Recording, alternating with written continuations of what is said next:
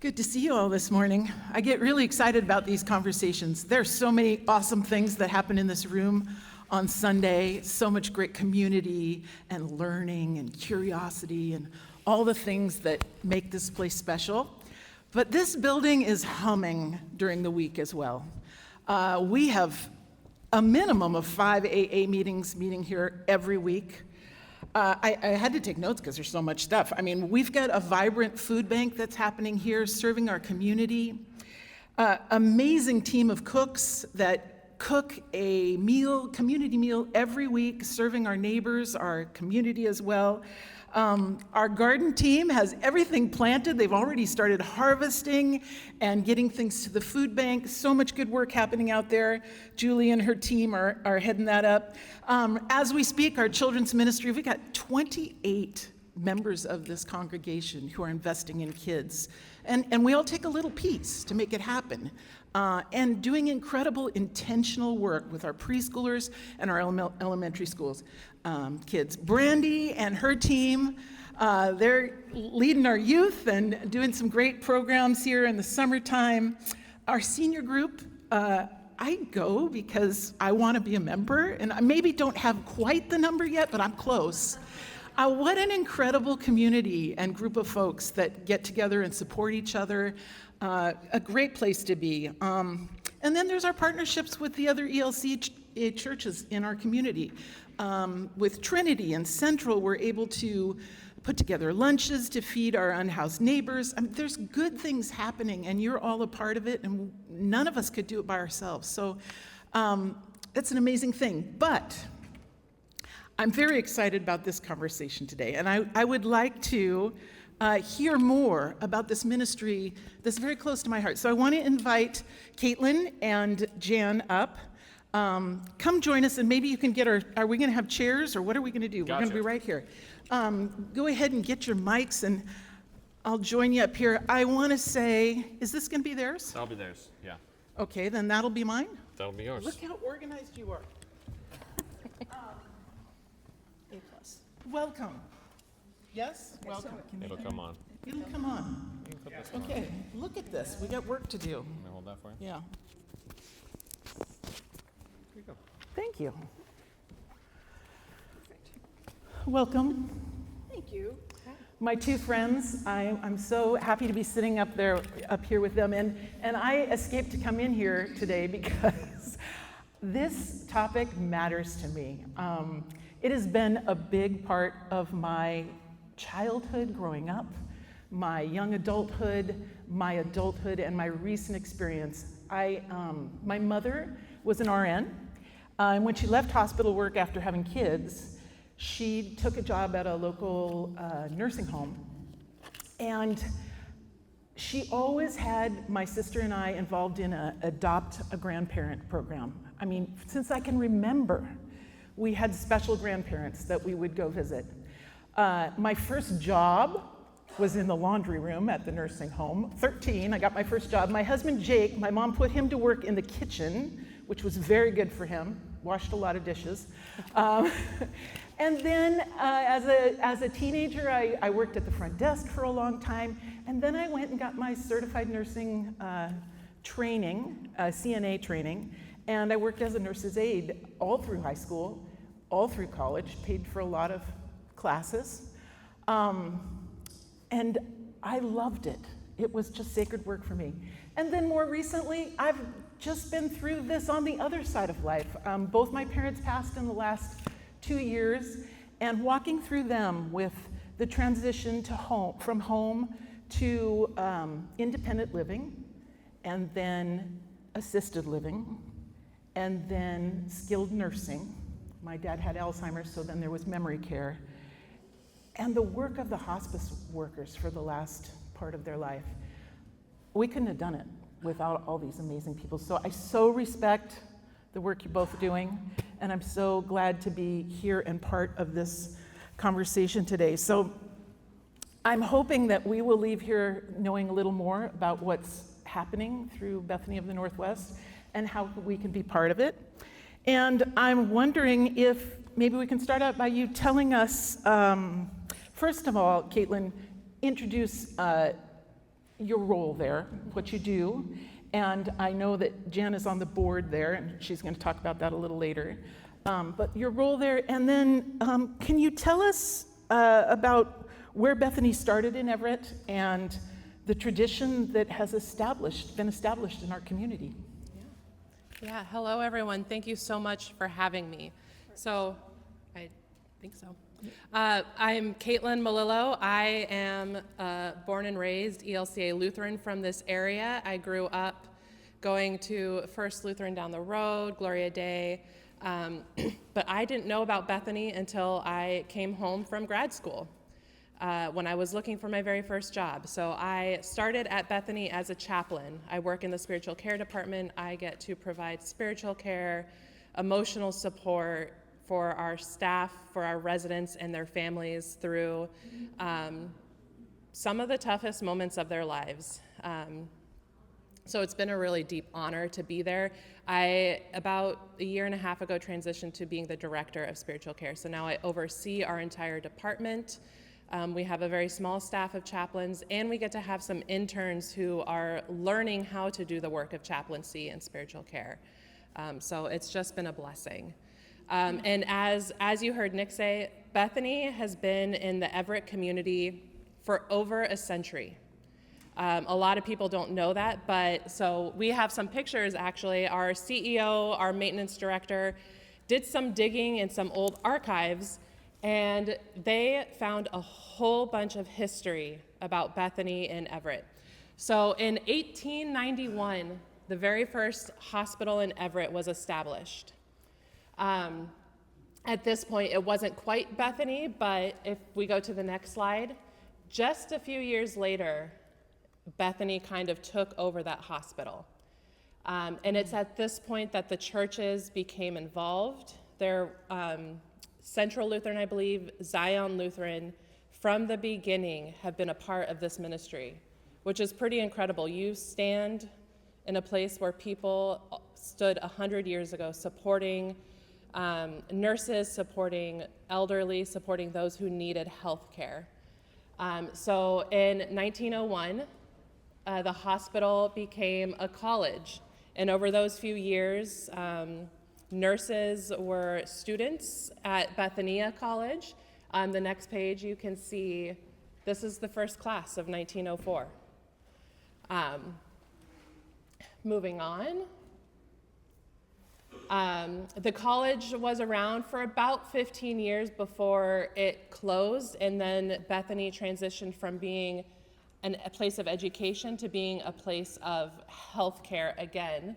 So on the next picture, it became Bethany Home for the Aged. So this is when it really transitioned to being a nursing home, to being a residential care for folks who needed a higher level of care than they could get at home. These are some of the very first staff members of Bethany Home. Moving on.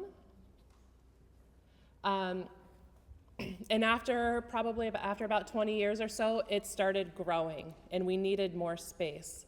So the new Bethany Home on Broadway, so you all know where the new Compass Health is? That's where Bethany used to be. So from that time, it was long-term nursing. We didn't have skilled rehab at the time, but over the next few years, it kept growing. So you can see the expansion over the next few slides. They added onto the building, and whoever the architect was didn't do a great job of matching, but that's all right. So this entire building, and then the next photo, again, added on. It just kept growing and growing. The need for care for those in their older years just needed to grow. And Bethany was so established in the community, the help of the churches was so deep that where some nursing homes kind of failed and closed, Bethany kept growing. I think that's the last slide for now about the history of Bethany. Yeah. Nice. Thank you for that. I love the pictures. And I recognize some of those buildings. They're not there anymore, but I do recognize them. Maybe could you tell us a little bit, I mean, Nick mentioned a few things, but can you talk a little bit about what Bethany does and all the areas they're working in currently? Absolutely. Yeah, so Bethany, we are a continuum of care at this point. We have grown from just being a long-term nursing home to being from all the way from assisted living to hospice. So again, we're going back to more photos. In 1990, Silver Lake, Bethany at Silver Lake was built. So the next slide. And that was we are still on that property, we're still on that land. And Bethany of Silver Lake is a skilled rehab. So folks who go to the hospital because they've broken a leg, we're gonna try and get Jan to us. They might have broken a bone after a fall or something. They don't need to be in the hospital anymore. They're not at that high level of care, but they still need some therapies before they can go home safely. They'll come to us and then get that rehab. We have a really great therapy team, and then they can go home. Silver Lake is also a long-term nursing care. So half of our building is at SNF, half of our building is long-term nursing. So we have folks who have called Bethany home for upwards of 10 years. We have a really great staff of CNAs and nurses who care for these folks. We've got robust activities. They're constantly doing things all day that sometimes I get tired. And then, moving on, this is our assisted living. So again, we're a continuum of care all the way from assisted living up through hospice. So in 1999, Silvercrest was established. We have about 50 beds there, and folks who, again, can mostly live independently but need a little bit of care, might need help with medications or laundry. This is where they come to live. Silvercrest is right next to our Silver Lake building, and so sometimes, again, if somebody needs some therapy, they can go from one building right next door so their friends can continue to visit, and they know the staff. It's that continuum of care. They are known within the Bethany family. Next slide.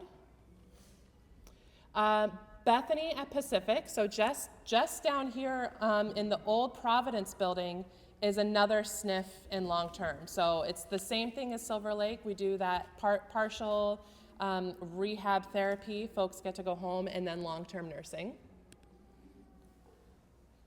I'm going to say SNF is skilled nursing rehab facility, yes. So Yep. trained nursing staff there. Yep. And then in the same building, we have Everett Transitional Care Services. And for me, out of all of the ministries that Bethany does, this one, outside of hospice, I think this one touches my heart the most. The story of ETCS really reminds me of the Good Samaritan, where there is a person on the side of the street who really, really needs care that no one wants to help, that everyone kind of sidesteps over. ETCS is a partnership with Providence, and it is to help get folks out of the hospital who are incredibly hard to discharge. They might have behavioral issues, they might have high medication costs, they might have no insurance. They can't be safely discharged because no one wants to take them, or they might not have a home to go to. ETCS, in this partnership with Providence, says, we will take them. We will care for them. We will do the work. We have a really great social services team that helps find resources, helps connect them to what they need to be able to find a place that they can call home. Nice. And then our newest ministries, so in 2022, we opened up home health. So folks, again, who might be at the SNF and then get to go home but still need a little extra care, we've got a home health, we've got nurses and therapists, occupational therapists, physical therapists, speech therapists, who will go into your home to provide care throughout the week. And then our newest ministry, less than a year old, we opened up in October, is our hospice program. At our hospice program, at this point, we have about 10 folks on our roster, and At this point, I think we've cared for 50 to 60 people over the last 6 to 8 months.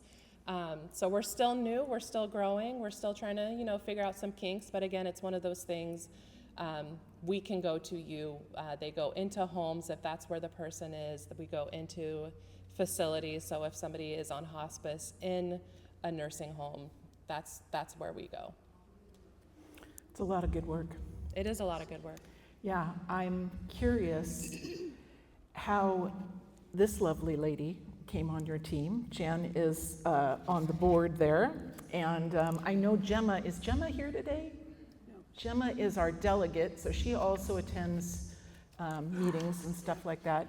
But our own Jan Nessie is a busy lady, but she cares about this stuff. And I'm tell me what got you on the board and what it is that called you to this work. I think it's really interesting to me that we were going to start this by singing the Balm in Gilead, but I think Billy picked the right hymn when he said, "This is the sound of dry bones rattling," because when I think about when he asked me to, Paul Onerheim was the chair of the board at the time, and he asked me to be on the board. He asked me over a period of about 3 months, because once I retired, being on a board, having been on boards before, it was not the highest priority for me. However, there are so many good things going on at Bethany that I ended up saying yes, and that is the sound of dry bones rattling.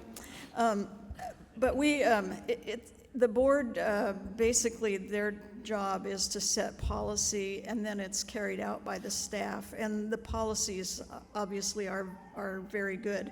But the other thing is that this board does step in sometimes and become a working board as well. The chair of the board now is Dr. Steve Jacobson, and he and Caitlin actually have a program that they do in congregations about end of life.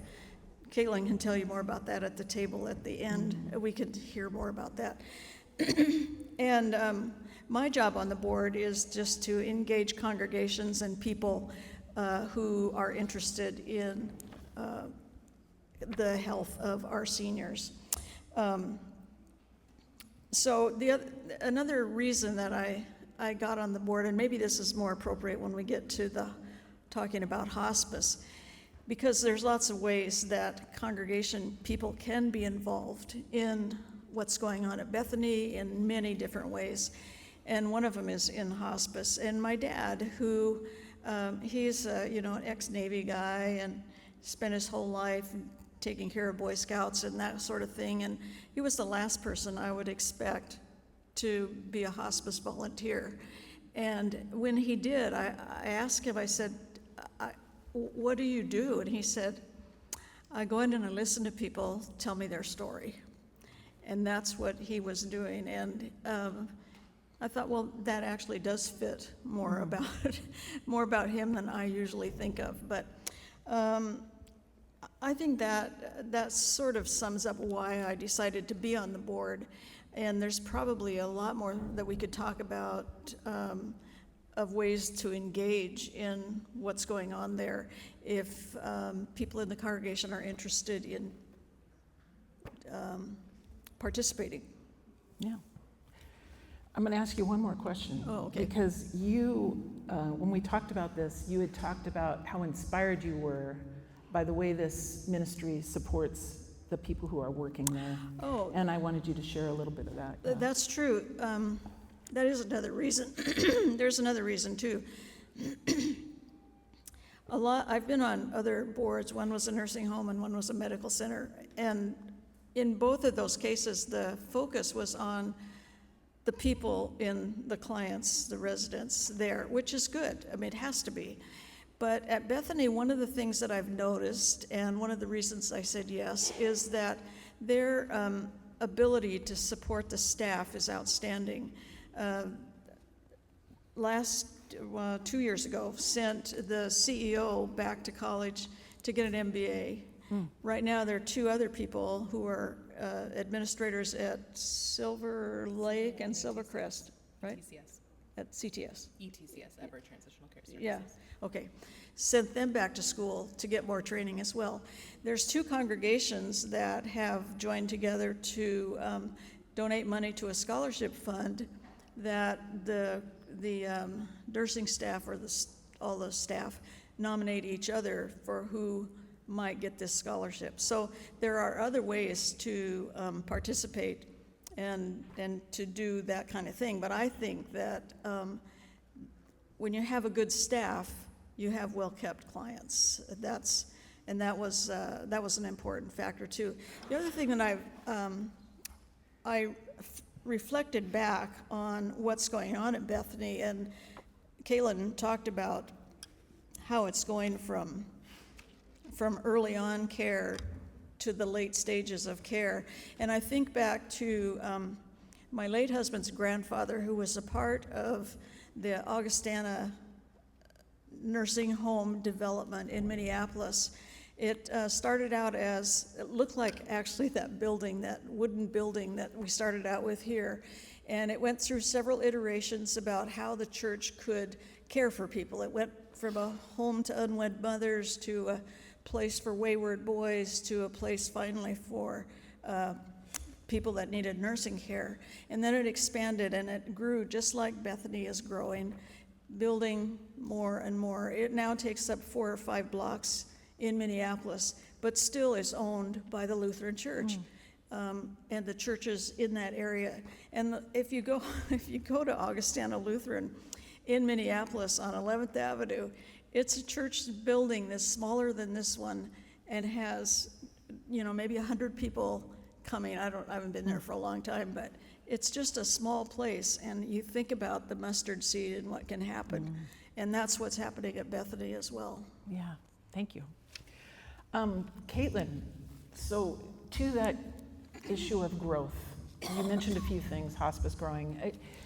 Can you just share a little bit about where you're feeling led to grow in this organization? And then maybe we can transition to how can we be how can we be more involved? A lot of us are still looking for our place to play in this community. We're looking for that place that grabs our heart. And I know there are people out here that are like me who really feel connected when they're with our elders. So could you talk about those 2 things and we'll finish up here. Yeah, so there are 2 big things that we are looking at as an organization and a ministry about growth. And one of them has to do with our hospice. So as I said, we're still a new hospice program in the community, but we really see a need. We've already taken care of a lot of patients and families, and we have a hope that in the next year or 2, I don't have an exact time frame, at our Silver Lake campus, we're going to open up a hospice unit. So about 5 or 6 years ago, the Silver Lake campus expanded. We built 2 new units because we needed that extra space. And our hope is to turn one of them into a hospice designated unit. So folks who either are already in the facility that want more of a quieter atmosphere, a more peaceful atmosphere, their families can really be present, we can move them there. Or if folks from the community need hospice care, they can move in. And it'll be just really designated to provide that tender, peaceful care in those end-of-life moments. So I'm really excited, and I'm hopeful that will actually come to fruition. I think it could be a really beautiful thing. And then the other thing that we're looking at is, again, expanding our continuum of care. Currently, we're assisted living through hospice, but we have been talking about opening an independent living facility. And I wish I had a picture of it, but I don't. But there is already a mock-up of the architecture for this building. It'll be on the same campus as our assisted living, as the Silver Lake facility. And so we really will be from the moments you just need a fun place to live, a lot of activities going on, a community of people, all the way through hospice. Bethany will be a continuum of care. That's beautiful. Mm-hmm. That was so meaningful for my parents when my mom was still in independent living, and my dad was in the nursing home. To be on the same campus and be together every day was was really important. Okay, just give us a few tastes of how, I mean, like an action plan, like for those of us that feel that, like, I could see myself helping in this capacity. Yeah. How might we come alongside? You got an idea, we'll take it. You have a skill, you have a passion, come talk to us and we will find a place for you.